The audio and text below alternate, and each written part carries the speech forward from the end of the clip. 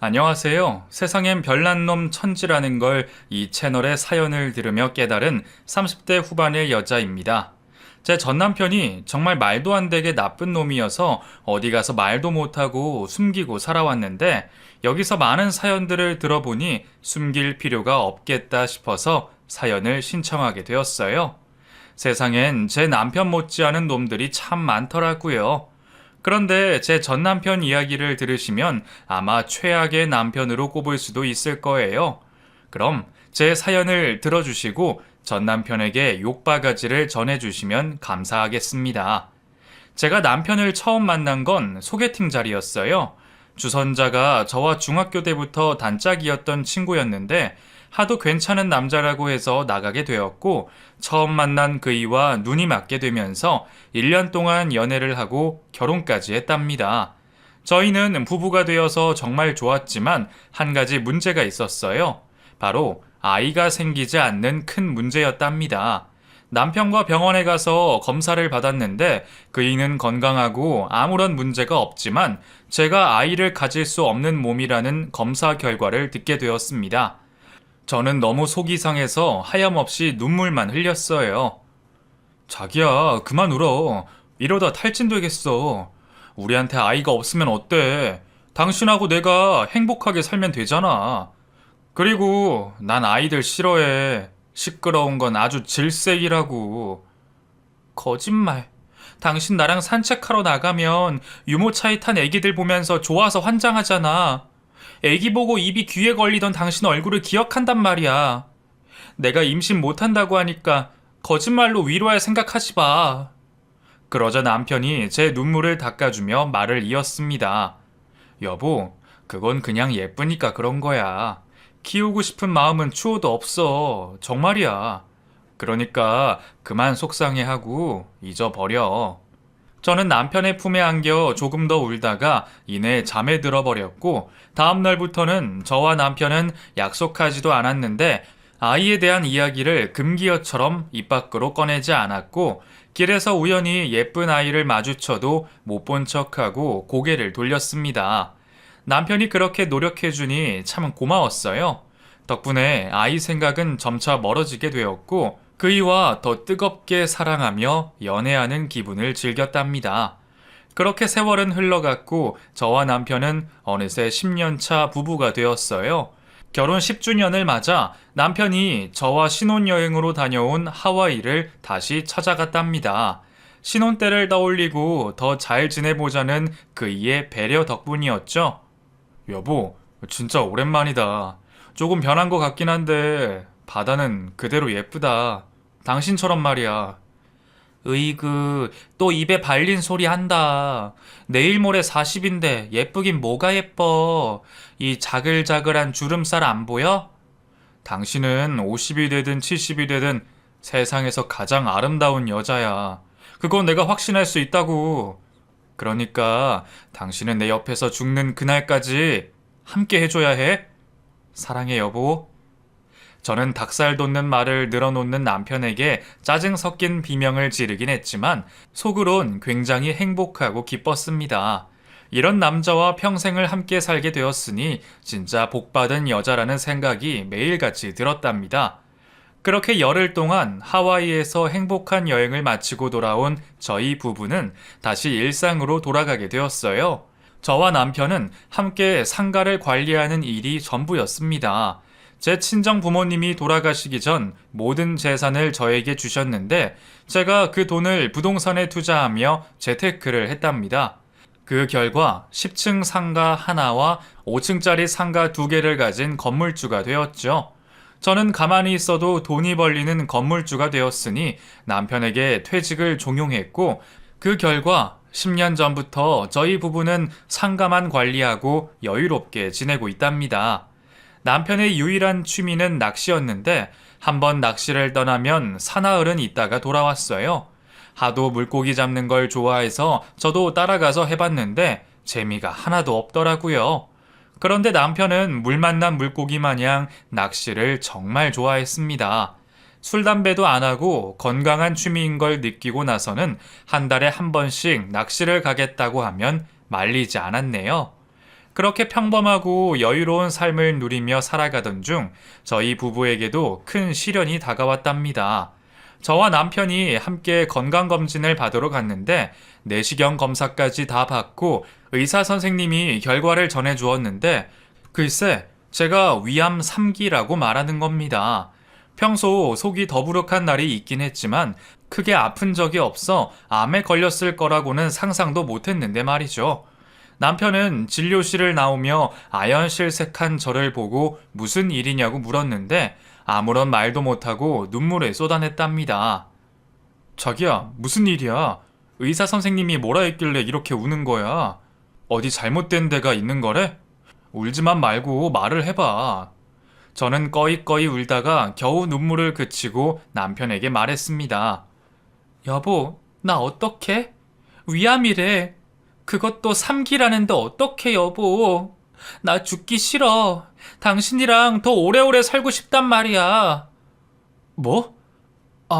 암이라고? 그럴 리가 없어. 당신 평소 아픈 데 없이 잘 지내왔잖아. 몰라. 가끔 나처럼 뒤늦게 오는 암 환자들이 많대. 나 빨리 입원하고 수술 날짜 잡아야 한대. 그리고 항암 치료 받으면서 경과를 지켜봐야 한다는데 어떡해. 무서워 죽겠단 말이야. 그러자 그이는 저를 꼭 끌어안으며 괜찮을 거라고 요즘은 의료기술이 좋아져서 완치하는 환자들이 많다며 걱정하지 말라고 했습니다. 그래서 전 그날 바로 암병동에 입원하게 되었고 남편과 손을 꼭 잡은 채 하룻밤을 지새웠답니다. 이튿날 의사 선생님과 자세한 상담을 하게 되었습니다. 선생님은 위암 3기 생존율이 50%라고 강조하시며 얼마든지 완치할 수 있다고 용기를 주셨어요. 그리고 암이 전이되지 않았기 때문에 수술도 크게 걱정하지 말라고 일렀습니다. 여보, 아무 걱정도 하지 마. 내가 수술실 앞에서 기도하면서 기다리고 있을게. 알겠지? 고마워. 나 여보를 위해서라도 꼭 무사할게. 기다리고 있어, 여보야? 그래. 한숨 자고 나서 눈 뜨면 내가 자기 옆에 있을 거야. 이따가 만나자. 그렇게 저는 남편의 손을 놓고 수술실로 들어가게 되었고 밝은 조명 밑에서 깊은 잠에 들었습니다. 그리고 다시 눈을 떴을 땐 온몸이 아파서 곡소리가 절로 나왔어요.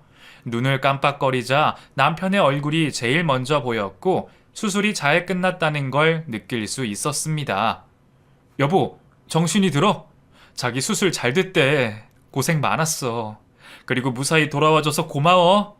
이제 항암 치료만 잘 받으면 완치할 수 있대. 그래? 다행이네. 그런데 나 꿈 꿨어. 당신이 낚시터에 가서 웬 여자랑 데이트를 하더라. 내가 뒤에서 보고 있는데 당당하게 말이야. 당신 왜 내 꿈속에서 바람 피워? 그이는 제가 꿈 이야기를 꺼내자 피식 웃으며 말했습니다. 당신은 꿈을 꿔도 왜 그런 걸 꿨어? 내가 바람을 피운다는 게 말이나 돼? 그리고 꿈은 반대라고 하니까 그냥 잊어버려. 그래서 저도 피식 웃어버리고 말았어요. 얼마 뒤 처음으로 항암제를 맞게 되었는데 거의 사흘 동안 정신을 못 차릴 정도로 힘들었습니다. 제가 생각했던 것보다 훨씬 고통스럽고 아파서 말 한마디를 제대로 하지 못하고 끙끙 앓으며 며칠을 버텨냈어요. 그렇게 물도 삼키기 힘든 고통을 참았고 얼마 뒤 2차 항암 치료를 받았습니다. 그런데 첫 번째보다 더 고통스러워서 견뎌내기 너무 힘들었어요. 여보, 나 항암 치료 더는 못 받겠어. 너무 아프고 힘들어. 그냥 집에 가고 싶어. 무슨 말이야? 조금만 더 힘내면 완치할 수 있다는데 여기서 포기하면 안 돼. 나도 아는데 너무 지쳤어. 항암 치료를 또 했다간 잠에서 못 깨어날 것 같단 말이야. 하지만 남편은 무슨 일이 있어도 버텨야 한다고 제 말을 묵살했고 약해지면 안 된다며 힘내라는 말만 연거푸 했습니다. 의사 선생님은 제 몸의 암세포를 종식시키려면 앞으로 몇 차례 항암 치료를 더 받아야 한다고 단호하게 말하며 여기서 멈추면 지금까지 버틴 게 물거품이 된다고 말하며 결정을 잘하라고 일러주었답니다. 제 곁을 떠나지 않고 지켜주는 남편의 얼굴을 올려다보았고 이 사람과 더 오래오래 행복해지고 싶다는 생각이 들어 다시 용기를 내어 항암 치료에 다시 도전하게 되었어요. 그런데 제 몸이 많이 힘들었는지 쇼크가 왔습니다. 결국 중환자실로 옮겨져 산소 마스크와 링거로 며칠을 보내게 되었어요. 의사 선생님은 당분간 항암 치료를 중단해야겠다는 결정을 내렸고 제 몸이 회복하기를 기다리자고 했답니다. 저는 침대에만 누워 있어 날짜도 제대로 모르고 멍하니 남편의 얼굴만 보다가 잠이 들었어요. 그렇게 여러 날을 보내고 있는데 눈앞에 남편이 아닌 다른 사람이 보였습니다. 중학교 때부터 친했던 친구이자 제 남편을 소개해준 민경이었어요. 민경이는 눈가에 눈물이 그렁그렁한 채 저를 내려다보고 있었습니다. 수진아, 네 꼴이 이게 뭐야? 이렇게 아프면서 왜 나한테 알리지 않았던 거야? 저는 기운 없는 목소리로 대답했습니다. 민경이 왔구나. 내 남편이 연락했나 보네. 아픈 게 뭐 자랑이라고 알려. 그래도 오랜만에 친구 얼굴 보니까 기분 좋다. 그만 울어, 민경아. 나 괜찮아. 하지만 민경이는 눈물을 그치지 않았고 계속 슬퍼하며 제 손을 잡고 놓아주지 않았어요. 남편은 모처럼 친구랑 시간을 보내라고 자리를 비켜주었답니다. 민경이는 제가 말하기 힘들어하자 옛날 학창시절 이야기를 멈추지 않고 떠들었어요. 덕분에 아픈 걸 잠시 잊게 되었고 추억에 잠겨 재밌는 시간을 보냈답니다. 그리고 민경이는 자주 오겠다는 말을 남기고 병원을 떠났고 제 옆에는 다시 남편이 자리했습니다. 재밌었어? 밖에서 들어보니까 아주 신난 것 같던데? 당신 웃음소리가 복도까지 들리더라고. 응, 오랜만에 민경이 만나서 재밌었어. 기집애가 예나 지금이나 수다스럽다니까. 그리고 민경이한테 만나는 남자가 있대. 들어보니까 결혼까지 생각하고 있는 것 같더라. 그래? 잘 됐네. 당신 민경이 걱정 많이 했잖아. 이제라도 제 짝을 만나 다행이다. 당신 민경이 결혼하는 거 보려면 빨리 나와야겠다. 그러게. 민경이 이 기집애가 만나는 남자 얼굴을 보려면 빨리 일어서야겠어. 뭐 하는 남자인지 모르겠지만 민경이 같이 착한 애를 만나서 횡재했네. 그렇게 민경이에 대한 수다를 한참 떨고 나서 기분 좋게 잠에 들었어요. 그리고 며칠 뒤 다시 항암 치료를 받게 되었고 저는 또다시 고통스러워하며 견뎌냈답니다. 그럴 때마다 남편의 손을 잡고 안간힘을 써서 고통을 벗어나려고 했죠. 여보, 나 너무 아파. 계속 항암 치료 버틸 수 있을까? 당연하지. 지금도 충분히 잘 버티고 있어. 거의 다 왔으니까 우리 같이 힘내자. 절대 포기하면 안 돼. 그이는 제가 모든 걸 놓고 싶을 때마다 희망의 끈을 연결해 주었습니다. 게다가 민경이도 저를 자주 찾아와 큰 위로가 되어 주었어요. 민경이는 연신 눈물을 흘리며 유일한 친구가 저라며 다시 건강해져서 자기와 놀러 다니자고 볼멘 소리를 늘어놨답니다. 저도 남편을 제외한 유일한 친구가 민경이었기 때문에 나중에 병이 다 나으면 꼭 좋은 시간을 함께 보내고 싶은 마음이었어요. 그러던 어느 날이었습니다. 여느 때처럼 지쳐서 잠이 들었다가 깨었는데 눈꺼풀이 너무 무거워서 눈을 뜨지 못하고 있었어요. 귓가에 민경이와 남편 목소리가 들렸는데 두 사람의 대화를 듣고 눈을 떠야겠다고 생각했습니다. 그런데 두 사람의 대화는 전혀 예상치 못한 이야기였습니다. 오빠, 수진이 상황 어때? 회복할 것 같아? 글쎄, 아직까지는 잘 버티고 있네. 왜 이렇게 끈질긴지 모르겠다. 그러니까 말이야. 기집애가 왜 이렇게 독한 거야. 갈 때 됐으면 조용히 갈 것이지. 여러 사람 피곤하게 만드는지 모르겠어. 오빠, 낚시 가고 싶지 않아? 난 오빠가 나랑 낚시하고 호텔에서 같이 시간 보내던 날들이 벌써 그립다. 나도 당연히 낚시 가고 싶지. 민경이 너랑 단둘이 있는 시간이 나한테는 가장 행복하다고. 이 못생긴 애한테 빨리 탈출하고 싶단 말이야. 빨리 얘 재산 넘겨받아서 너랑 여길 뜨고 싶다. 수진이 재산 다 합하면 거의 100억은 되니까 평생 먹고 사는데 걱정도 없으니 기다리는 수밖에 없지. 우리 그 돈 받으면 바로 해외 가서 살자. 하와이로 말이야. 거기서 낚시도 실컷 하고 돈을 펑펑 쓰면서 살자고. 제가 세상에서 가장 사랑하고 믿는 두 사람이 이렇게 제 뒤통수를 칠 거라고는 상상도 못했습니다. 지난번에 남편이 바람 피우는 꿈이 현실이었다는 걸 이제야 깨달았고, 민경이가 만나고 있다는 남자가 제 남편이라는 것에 부하가 치밀고 화가 들끓기 시작했지만 말할 기력조차 없어서 눈을 감은 채 두 사람의 대화를 계속 들었어요. 그런데 오빠, 수진이 얘도 참 멍청해. 오빠랑 나랑 거의 10년 사귀었나?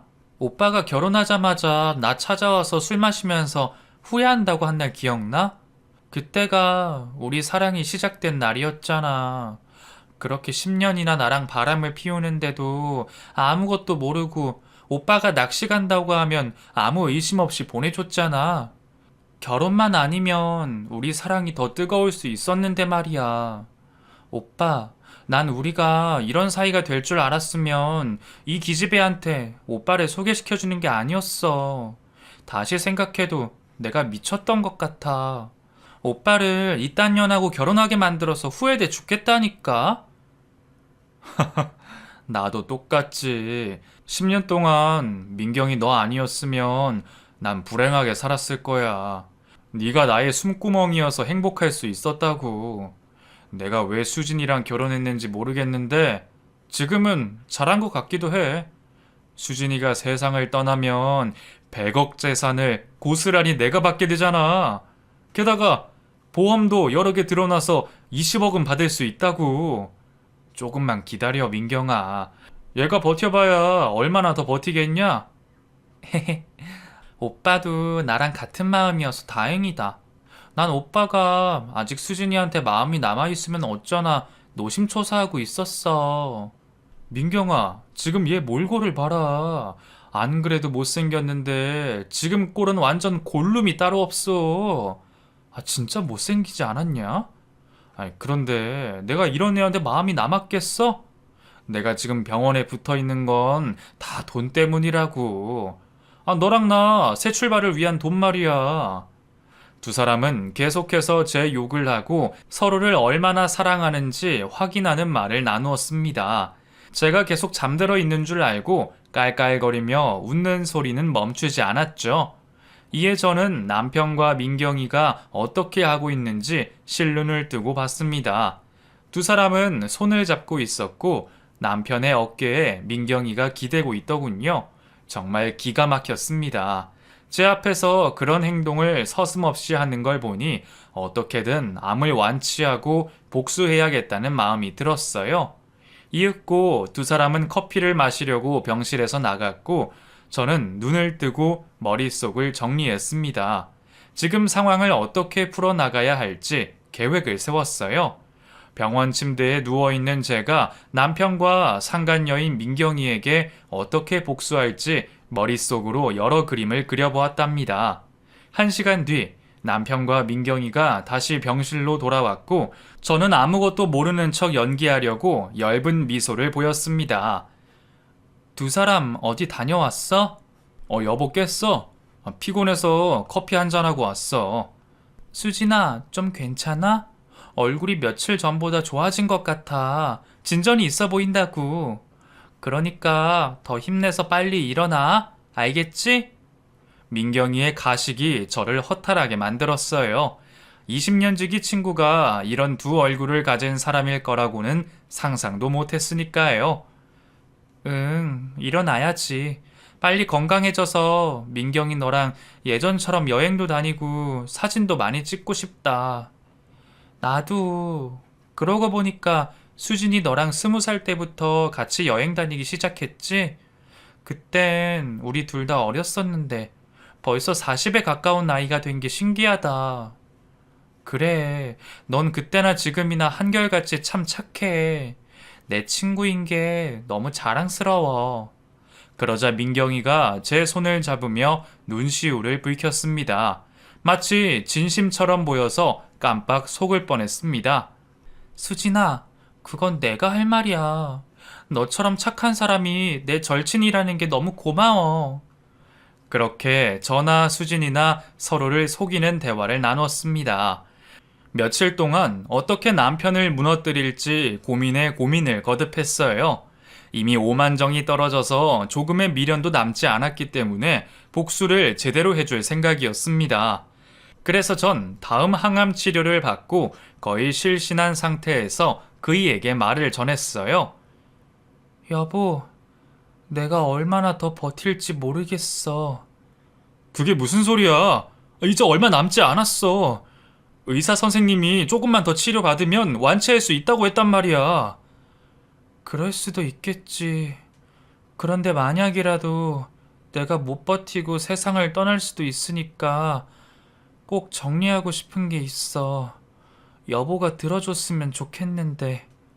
약한 소리는 그만해. 당신은 분명 털고 일어날 거야.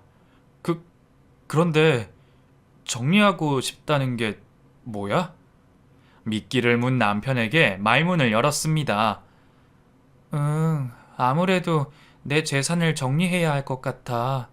나한테 가족은 여보가 유일하니까 여보한테 남겨주고 싶어. 그런데 지금의 재산보다 더 많이 주고 싶은 욕심이 생기네. 여보가 내 전부니까 해주고 싶은 걸 다 해주고 싶어. 지금 내가 소유한 상가 3개를 남겨주는 것도 좋지만 더 좋은 생각이 있어. 응? 그게 뭔데? 내 대리인 있잖아, 김 변호사님. 그분이랑 통화했는데 얼마 전 좋은 건물 하나를 봐주셨대. 20층짜리 고급 빌딩인데 건물주가 급하게 팔려고 내놨나 봐. 120억으로 아주 저렴하게 말이야. 그런데 내가 소유한 상가를 처분하면 대충 100억 정도밖에 안 나와서 매입하는 건 힘들어. 그래서 오빠가 가진 재산을 더해서 그 빌딩을 매입할까 하는데 여보가 거기 건물주가 되면 지금 나와 비교도 안 될 만큼 더 잘 살 수 있어. 그러자 남편의 입꼬리가 실룩거렸습니다. 낚싯바늘을 입에 문 물고기처럼 말이죠. 그래? 그런데 그게 다 무슨 의미가 있겠어.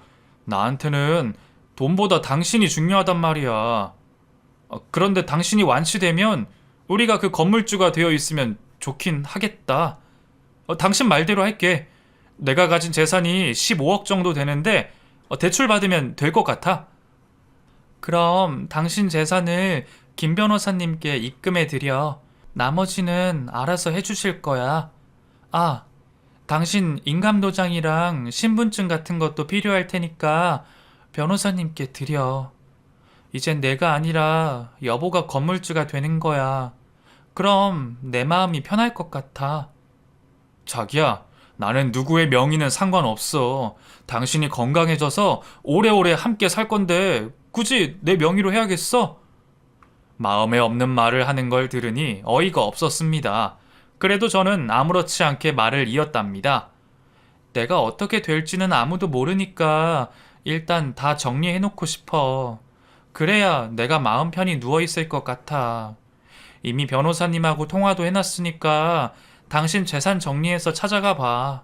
당신이 이렇게까지 강요하니 내가 몸둘 바를 모르겠네. 알겠어. 당신 마음이 편안해지는 일이라고 하니까 내가 정리하고 올게. 그렇게 남편은 제 말 몇 마디에 쉽게 넘어왔습니다. 잠시 후 화장실에 다녀오겠다고 자리를 일어섰는데 저도 힘들게 몸을 일으켜 남편 뒤를 쫓아나갔어요. 이윽고 남편이 민경이에게 전화를 걸었습니다. 민경아, 야, 드디어 끝이 보인다. 수진이가 오늘 나한테 재산을 다 넘겨주겠대. 그것도 지금 있는 재산을 팔아서 더 큰 빌딩을 매입해서 나한테 선물하겠다네? 그런데 매입하기에 돈이 조금 부족해서 내 돈 20억 보태달라는데 줘도 되겠지? 어차피 나중에 수진이 세상 뜨면 보험금 20억 나오니까 손해볼 거 없잖아. 그래, 바로 나가서 대출 알아보고 입금해줘야겠다. 민경아, 조금만 기다려라. 우리 팔자 피고 행복하게 살 날이 얼마 안 남았다고. 그이의 전화통화에 조금의 자비도 남겨주지 않겠다고 저절로 다짐이 되었고, 민경이 역시 처절하게 복수해줘야겠다고 다시 한번 마음먹었습니다. 제 계획대로 남편은 이틀 동안 재산을 정리하고 대출을 받아 변호사님을 찾아갔어요. 변호사님은 제 부탁대로 그이의 돈을 받고 대리인으로 20층 빌딩을 매입해 주겠다고 말했답니다. 여보, 당신 말대로 김 변호사님께 다 넘겨드리고 왔어. 이제 마음이 좀 편해? 수고했어. 이제야 마음이 좀 놓인다. 그런데 한 가지 부탁이 더 있어. 또? 무슨 부탁? 당신이 자꾸 뭘 정리하니까 불안해. 기운 좀 내. 알겠어. 기운 내볼게. 그래도 일단 부탁은 들어줘. 나 당분간 혼자 있고 싶어. 몸이 호전될 때까지 여보한테 추한 모습 그만 보이고 싶어. 그래서 말인데 여보가 여행 좀 다녀왔으면 좋겠어. 그동안 나 때문에 낚시도 안 간지 오래됐으니까 어디 멀리 가서 바람 좀 쐬고 와. 뭐라고? 아니, 당신을 혼자 두고 여행을 가라고? 그게 말이 된다고 생각해? 그이는 이번에도 입꼬리를 실룩거렸습니다. 응, 한 달이고 두 달이고 좀 오랫동안 쉬었다 와. 나는 간병인 두면 되니까 걱정하지 말고. 요즘 혼자 있고 싶은 생각이 자주 들어서 하는 부탁이니까 여보가 들어줬으면 좋겠어. 으이구, 당신이 그렇게까지 부탁하니까 내 마음이 약해지네. 알겠어. 나도 마음을 더 강하게 먹고 돌아오도록 할게. 그러니까 잘 버티고 있어줘. 그렇게 남편은 이틀 뒤 낚시 여행을 떠나게 되었습니다. 그리고 의사 선생님을 호출해 대화를 나누었어요. 선생님, 저 정말로 암세포가 모두 사라졌나요? 다시 검사할 필요 없는 건가요? 네, 그 완전히 암세포가 사라졌습니다. 그리고 김수진 환자께서 그 보호자님한테 말하지 말라고 하셔서 소식을 전하지 않았어요. 제가 남편에게 빌딩 매입하라고 말하기 전에 의사 선생님이 완치 소식을 알렸는데 제가 남편에게 비밀로 해달라고 부탁했답니다. 그래야 그놈이 쉽게 재산을 내놓을 테니까요. 고마워요. 남편한테 제가 직접 말해서 놀라게 해줄 생각이거든요. 그럼 퇴원은 언제쯤 가능한가요? 1, 2주 더 입원하셔서 회복을 더 하시고 보호자님하고 함께 퇴원하는 게 좋을 것 같아요. 아니요, 며칠 쉬다가 혼자 퇴원할게요. 그래야 남편이 더 깜짝 놀랄 테니까요. 그렇게 하셔도 되긴 해요. 뭐 어쨌든 보호자님이 많이 기뻐하실 겁니다. 축하드려요, 김수진 씨. 의사 선생님은 제가 원하는 대로 나흘 뒤 퇴원 절차를 밟게 해주셨습니다. 저는 바로 변호사님께 연락해 지금 사는 집을 처분해달라고 부탁했고 남편에게 받은 재산을 사회에 환원해달라고 말씀드렸어요. 그리고 여행 중인 남편이 민경이와 외도 중일 것 같으니 사람을 시켜 증거를 수집해달라고 부탁드렸답니다. 그런데 역시나 남편과 민경이는 어느 섬으로 함께 여행을 떠났고 그곳에서 낚시도 하고 사랑도 하고 아주 지지고 볶고 난리가 아니었다네요. 변호사님이 섭외한 흥신소 사람이 너무 쉽게 불륜 증거를 모았다고 전했답니다. 그렇게 며칠 뒤 저는 혼자 지낼 집까지 마련해 홀로 서기를 시작했답니다. 그이는 여행하는 내내 전화 한 통 없었는데 여행을 끝내고 돌아왔는지 반갑지 않은 전화가 걸려왔어요. 여보, 나 지금 병원인데 당신 완치됐다며? 퇴원한 거야? 나 너무 놀랐어. 이런 기적을 왜 나한테 알리지 않은 거야? 지금 집이지? 바로 달려갈게. 아니, 집에 올 필요 없어. 당신하고 내가 살던 집은 이제 존재하지 않으니까. 당신은 그대로 민경이랑 살림을 차리든 하와이로 가서 살든가 해. 그리고 김 변호사님이 민경이 집으로 이혼 소장이랑 상간녀 위자료 소장을 보냈을 거야. 그거 잘 읽어보고 법원에 나오면 돼. 물론 당신도 맞고소를 해도 상관없으니까 변호사를 선임하든지 말든지 알아서 하도록 해. 제 말이 끝나자 남편이 다급하게 말하더군요. 잠깐! 그게 다 무슨 소리야? 나더러 민경이랑 살림을 차리라니. 이혼 소송이 웬 말이야? 당신 꿈이라도 꾼 거야? 끝까지 연기하네. 나 너희 둘 어떤 사이인지 다 알고 있어. 병원에 누워있을 때 둘이 아주 신나게 내 욕하고 빨리 죽기를 바라더라. 내 재산 가지고 하와이 가서 살려고 그랬어? 그런데 어쩌냐? 난 완치했고 당신하고 민경이를 끝장내 줄 거거든. 이건 계획에 없던 일이라 많이 당황했나 보네. 뭐? 다 알고 있었어? 그런데 당신이 정리해서 나한테 넘긴 재산은 뭐야? 내 재산을 넘기다니? 누구한테?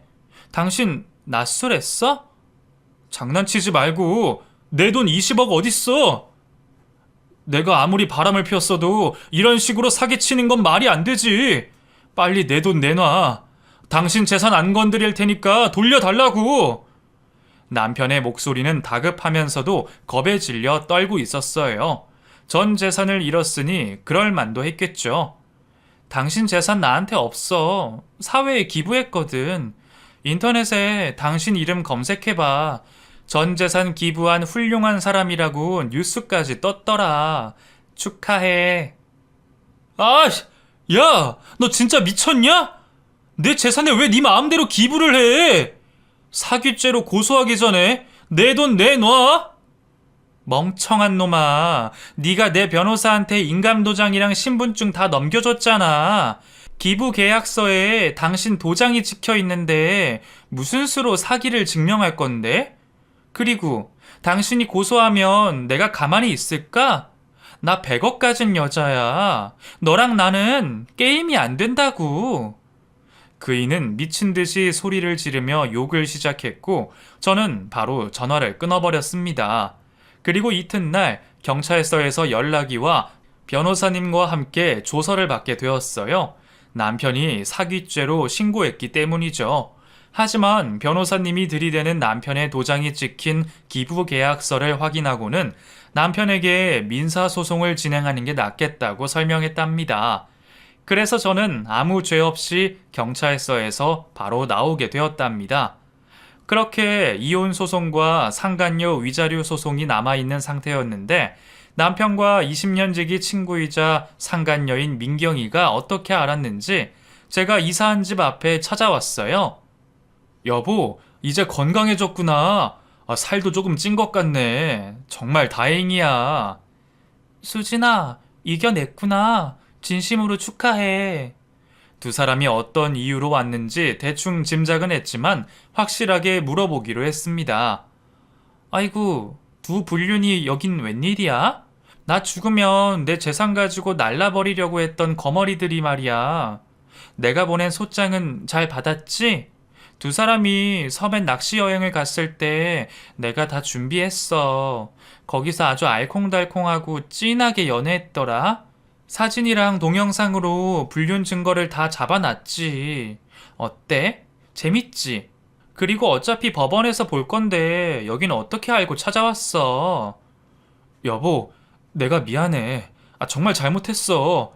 나 당신 재산 필요 없고 내 돈 20억도 필요 없어. 나한텐 당신만 있으면 된다고. 그러니까 이혼하지 말고 다시 예전으로 돌아가자. 응? 수진아, 내가 정말 미쳤었나 봐. 세상에 둘도 없는 친구의 남편과 사랑에 빠지다니 면목 없어. 하지만 우리 두 사람 헤어지기로 했어. 오빠는 너의 남편으로, 나는 너의 친구로 남고 싶어. 그러니까 소송을 취하해줘. 응? 역시나 제가 예상했던 대로 두 사람은 헤어졌다고 말하며 이전처럼 지내자고 하더군요. 그도 그럴 것이 제가 청구한 위자료 금액이 장난 아니었거든요. 변호사님과 저는 제가 위암에 걸린 게 두 사람의 외도로 인한 정신적인 충격과 스트레스와 관계가 있다며 병원 진단서를 제출했답니다. 물론 법원에서 받아들여질진 모르겠지만 변호사님이 잘 해결해 주겠다고 했죠. 그래서 제 눈앞의 불륜 커플은 그 돈을 마련하려면 은행 대출에도 모자라 사채까지 써야 할 만큼 컸으니 이렇게 비굴하게 나오는 거였죠. 싫은데? 너희 두 쓰레기를 법으로 심판해서 알거지를 만들 거야. 그럼 둘이서 하와이가 아닌 어디 지하 새빵 같은 데 가서 알콩달콩 살면 돼. 둘이 절절하게 사랑하는 것 같던데 그 정도는 감사할 수 있겠지? 바퀴벌레 한 쌍처럼 예쁘게 살아봐. 제 말이 끝나자 남편과 민경이가 바닥에 무릎을 꿇고 두 손을 싹싹 빌기 시작했습니다. 수진아, 한 번만 봐줘. 네가 오빠랑 헤어지고 말고는 상관 안 하겠는데 나는 살려주라, 응? 네가 청구한 위자료 갚으려면 난 평생 시궁창에서 썩고 말 거야. 너도 알지? 나 가난하게 자랐고 지금도 모아둔 돈 없는 불쌍한 사람인걸. 그러니까 나만이라도 구제해줘. 이렇게 빌게. 민경이가 자기만 살려달라고 태세 전환을 하자 남편도 똑같이 하더라고요. 여보, 제발 날 버리지 마. 난 당신 없으면 못 살아. 내가 바람을 피운 건 잘못했어. 그런데 민경이 저 기집애가 날 매일같이 꼬셔서 그런 거라고. 사랑해서 바람을 피운 게 아니라 본능적으로 움직인 거란 말이야. 민경이 얘 옛날부터 소문 안 좋았어. 남자만 보면 환장하는 그런 애라고. 그러니까 여보, 나 좀 용서해줘. 저는 대답하지 않고 팔짱을 낀 채 비웃기만 했답니다. 두 사람의 반응이 너무 재밌어서 어디까지 가는지 계속 두고 보기로 했죠. 잠시 후 민경이가 남편에게 화를 내기 시작했습니다. 뭐? 내가 소문이 안 좋았다고? 남자의 환장한 애라고? 오빠, 아무리 돈이 무서워도 그렇지 왜 그딴 거짓말을 해? 날 꼬신 건 오빠가 먼저였잖아. 수진이랑 있으면 숨 막힌다고 매번 날 찾아왔잖아. 닥쳐! 너 대학 다닐 때부터 여러 남자 꼬시는 걸로 유명했잖아. 그리고 지금 만나는 남자가 나 말고도 여럿 있을 거야. 내 말이 맞지? 그리고 내가 널 계속 만난 건 네가 수진이한테 양심 고백이라도 할까봐 무서워서 만난 거야. 내가 미쳤다고 너같이 문란한 여자를 사랑했겠냐? 두 사람은 무릎 꿇은 채 말다툼을 계속했습니다. 10년 동안 바람 피워온 두 사람의 최후가 참 우스웠네요. 그래서 전 깔깔거리며 크게 웃었고 불륜 커플에게 말했습니다. 이것들이 아주 가지가지하네. 내 돈으로 해외로 튈 계획을 가졌을 때는 절절하더니 빚더미에 앉게 생겼으니까 서로 못 잡아먹어서 안달을 하는구나. 그런데 어쩌지? 난 너희 둘 용서할 마음도 고소를 취해야 할 생각도 없어. 그러니까 당장 꺼져! 이윽고 두 사람은 약속이라도 한 듯이 제 다리를 붙잡고 사정을 하기 시작했습니다. 수진아, 살려줘. 우리 20년 우정을 이렇게 무너뜨리지 말자. 나한테 친구라고는 너 하나뿐이야. 내가 돈 때문에 이러는 게 아니라 수진이 널 잃는 게 무서워서 이러는 거야. 제발 용서해줘. 여보, 살려줘. 나야말로 당신을 잃는 게 두려워. 자기 없는 삶은 상상도 해본 적 없어. 내가 민경이 얘한테 하와이로 가자는 말은 다 거짓말이야. 얘가 자꾸 들러붙어서 괜한 말을 한 거라고. 그러니까 제발 나 믿고 한 번만 용서해줘. 난 진심으로 당신을 사랑한다고. 말 같지도 않는 핑계를 듣다가 이제 끝내야겠다는 생각이 들었습니다. 그래서 집에서 챙겨온 소금 한 주먹을 주머니에서 꺼내 불륜 커플의 머리 위에 뿌렸어요. 누가 들으면 내가 두 사람을 죽이기라도 하는 줄 알겠어. 가서 잘 살라니까 왜 자꾸 거머리처럼 들러붙고 그래? 경찰에 신고하기 전에 꺼져! 그러자 불륜 커플은 눈물을 쏟아내며 더 비굴하게 빌었고 제 다리를 놓아주지 않았습니다. 그래서 경찰서에 신고해서 그 둘을 제 다리에서 떼내게 되었답니다. 몇 주 뒤 이혼 재판이 열렸는데 판사님은 제가 암에 걸린 사실과 변호사님이 남편과 민경이의 불륜 증거를 들이밀어서 완전히 제 편으로 기울어졌답니다. 그래서 저와 변호사님이 청구한 위자료를 지급하라고 선고하셨네요. 결국 남편과 민경이는 저의 계획대로 엄청난 액수의 빚을 지게 되었고 그 돈을 갚기 위해 개미처럼 일하기 시작했답니다. 그리고 두 사람은 법원을 나가자마자 철천지 원수가 되었고요. 저는 완전히 복수를 마치고 다시 일상으로 돌아가게 되었습니다. 달라진 건 거지 같은 남편이 사라진 것과 제 몸속에 있던 암이 사라진 것뿐이었어요. 제가 소유하고 있는 상가 3개를 관리하며 여유롭게 지내게 되었죠. 그러던 중 저에게도 새로운 사랑이 찾아왔습니다. 저는 마음이 복잡하고 심란하기도 했고 위암에서 살아남은 감사함에 봉사활동을 시작했어요. 보육원, 양로원, 노숙자 쉼터, 장애인 회관까지 도움이 필요한 곳은 어디라도 찾아가서 진심으로 사람들을 돕고 봉사했습니다. 그런데 제가 봉사하러 가는 곳마다 자주 마주치는 한 남자가 있었는데 저희는 자연스럽게 대화를 나누다가 서로에게 관심을 가지게 되었고 사랑에 빠지고 말았답니다. 여기서 반전이 또 있는데요. 그이는 저처럼 상가를 소유한 건물주였는데 저보다 훨씬 더 부자였고 저처럼 배우자가 돈을 빼돌리려고 해서 이혼을 했다고 전했습니다. 정말 신기하고 운명 같은 만남이라는 생각이 들었다니까요. 여하튼 저희는 비슷한 경험을 가졌기 때문에 통하는 것도 많았고 성격도 비슷해서 더할 나위 없었습니다. 그리고 저희 커플은 연애를 시작하기 전에 한 가지 약속을 했답니다. 절대 돈 거래를 하지 않기로 말이죠. 그렇게 저와 그이는 재혼에 성공하게 되었고 더 깊은 사랑에 빠지게 되었답니다. 또 말씀드려야 할 큰 기쁜 일이 있는데 그건 바로 저희 부부가 입양을 했다는 거예요. 제가 죽을 고비를 넘기고 새로운 사랑을 찾게 되자 아이를 키우고 싶은 마음이 절실해졌답니다. 남편 역시 저와 같은 마음이었고요. 그래서 저희가 자주 봉사활동 나가는 보육원에서 저를 잘 따라주는 꼬마 아이를 저희 아들로 입양하게 되었네요. 그래서 지금은 새 식구가 시끌벅적하고 재밌게 살고 있답니다. 이렇게 저의 사랑과 배신, 고통과 복수를 담은 사연을 마쳐야겠네요. 그래도 마지막은 다시 진실한 사랑을 찾았으니 제 인생은 성공한 거라 생각하고 있습니다. 그럼 이만 글을 줄일게요. 지금까지 경청해주신 분들께 진심으로 감사드려요. 앞으로 좋은 일 많이 하고 열심히 살겠습니다.